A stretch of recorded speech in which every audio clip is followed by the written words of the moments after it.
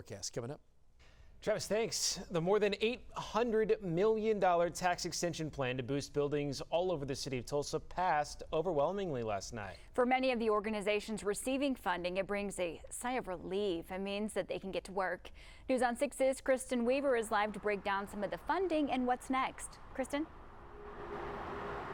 Well, Jonathan and Tatum, a nearly $50 million chunk of that money will go toward a new public safety complex to house police, fire, and emergency management. And they all say they desperately need it. We can't even use this safely as a kitchen, so we've turned this into our file storage room. Joseph Kralachek works in the basement of the 50-year-old police headquarters downtown.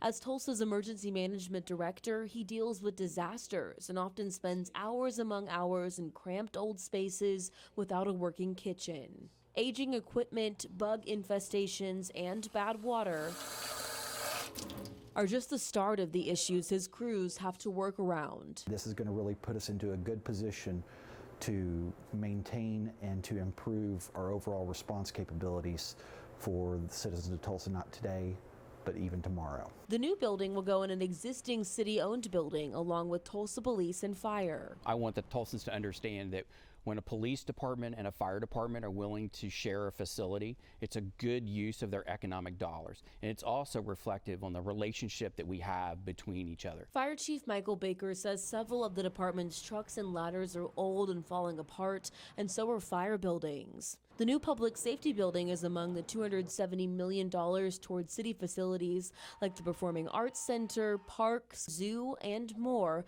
that will receive improvements with the tax renewal plan. Other money will go toward housing and street projects. Thank you, Tulsa.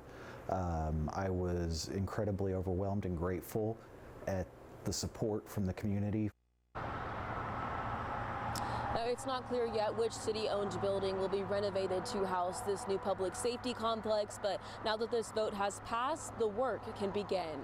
Live in Tulsa, Kristen Weaver, Oklahoma's Own, News on 6.